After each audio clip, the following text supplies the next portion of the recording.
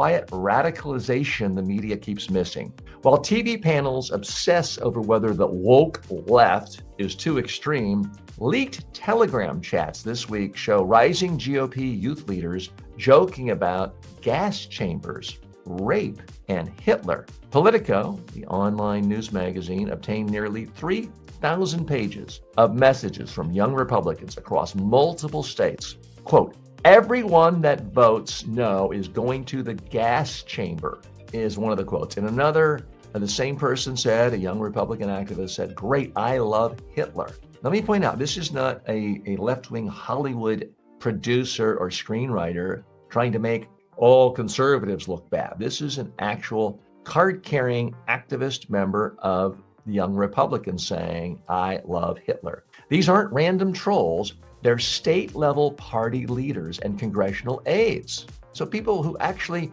are in leadership positions and rising leaders in one of the two dominant political parties in America, sharing these views. And yet, this kind of hate doesn't define the Republican brand the way defund the police supposedly defines the left, even though no major Democrat or liberal commentator has ever endorsed that slogan repeatedly. And I understand some for about 5 minutes said, yeah, and they quickly backtracked it. But you didn't see that coming from anyone in the Biden administration or any top Democrat in a leadership position in the House or Senate ever saying that. The story shows how deeply normalized bigotry has become inside parts of the right, while the media continues to chase and spread the myth of left-wing extremism.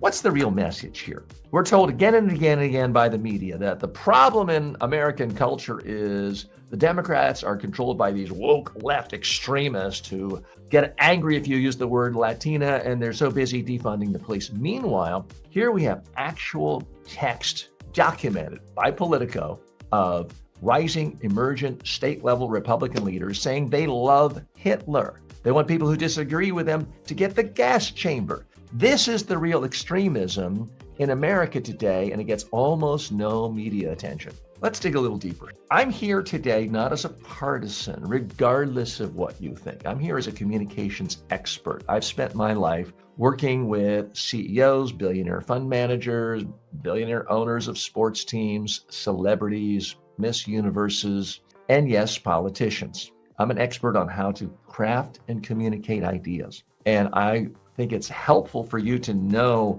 how ideas are being marketed to you, how they're being communicated to you, so you get a more accurate sense of reality. So here is the reality. In every democracy in the world, there is a center-left party. And in most major democracies that have thriving economies, if you look at the top 10 economies in the world, these political parties either dominate most of the time or they're in power half the time. These are the political parties that have created modern prosperity. It's why when you look at that graph of human productivity, per capita productivity for the last 2,000 years, it's completely flat until the last 200 years, and it goes up because you had the revolution in technology, industrialized revolution, and you had democracy coming about.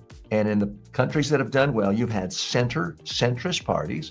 Sometimes they're mildly center-right, sometimes center-left, but and occasionally it goes one way or the other, more extreme. But for the most part, center and center-left parties have created the modern worldwide economy and the modern prosperity. In every single democracy, if there's a center-left party, there are people who support that party who are a little further to the left and a little further to the left and a little further. So there's always some fanatic in every single party in the world, and every center-left party has some extremist who's always saying something stupid. And you know what? Every center-right party has the same. Every single day, there's someone in America who aligns themselves with MAGA, with Trump, with Republicans, and says something extremely bizarre, like, I'd like to kill all Jews, or I'd like to send every black person back to Africa. Extremist, obnoxious, vile things are said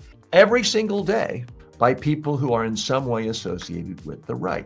I'm here as a sane, sensible centrist. I'm here to tell you it's not fair to judge either party by what extremists say. And yet we live in a two-tiered world where one faculty, representative, one professor in some obscure, small private school in a small state in the Midwest one time says, hey, let's use this word Latinx rather than Latinos. That gets magnified, and there's 10,000 stories on that every day for the next 10 years. To this day, in my entire life, I've never heard anyone on the any centrist, any Democrat, any liberal, any progressive, anyone on the so-called left actually use the word Latinx, referring to Latinos. What I have heard hundreds, if not thousands of times, is Republicans and conservatives and talk show hosts and people like Bill Maher, who seem to make a living out of putting a spotlight on the so-called atrocities of this radical woke left that's taking over the world. And again, I've seen thousands and thousands of mentions about this horrible problem of the woke left doing things like demanding that people use the word Latinx. And yet I've never seen it once. I defy you to show me a speech on the floor of the House of Representatives from a major Democrat or from President Biden demanding that everyone refer to Latinos as Latinx or Spanish-speaking people as Latinx. You can't find it. Google it. You'll find out. And yet we're told again and again and again that, the Democratic Party is so far left. They're so far woke. They're so extreme by doing things like saying, you got to use Latinx. They're beyond the pale. And the other one is that we have to defund the police. Okay, out of 10,000 elected officials in this country, if you look at president, you look at senators, House members, governors, state legislators, mayors, city commissioners, soil conservation managers, people who ran as a Democrat and won and served office. I defy you, out of 10,000, I defy you to find more than a handful of who actually called for defunding the police. And I really would be interested if you could find any who said, let's eliminate them. Now let's step back for a minute. This idea that every other government organization in the world is bloated and wasteful and has excess overhead, and we need to cut. That's a common thought that we hear every single day from primarily conservative ideologists, conservative political leaders. Isn't it odd that every single government agency is filled with bloat, lazy people, people who are just there for the paycheck, people pushing? Isn't it odd that every single government agency has waste, fraud, and abuse, where if you cut it by 10%, 20%, there wouldn't be any harm? And in the case of our education department, the common mantra now is you just get rid of it all and there'll be no harm.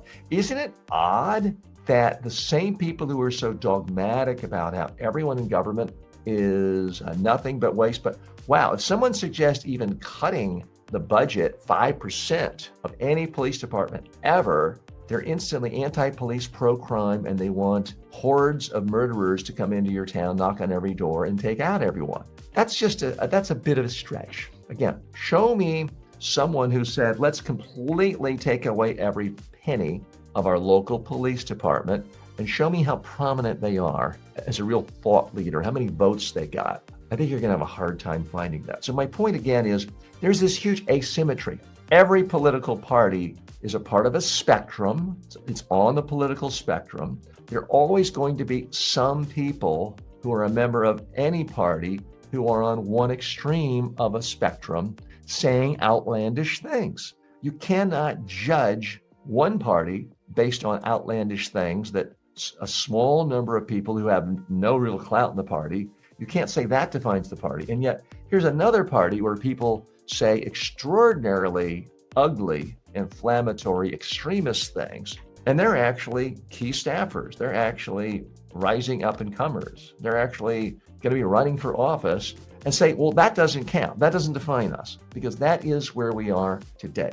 I'm glad to see Politico publish this story about all of these young Republicans and their love of Hitler. Again, their words, the exact quotes. This isn't paraphrase. This isn't a spin. These are actual quotes coming from these message boards of young Republicans across numerous states, where they say they love Hitler and they like the gas chamber. And of course, there was lots of racial slurs, homophobic slurs.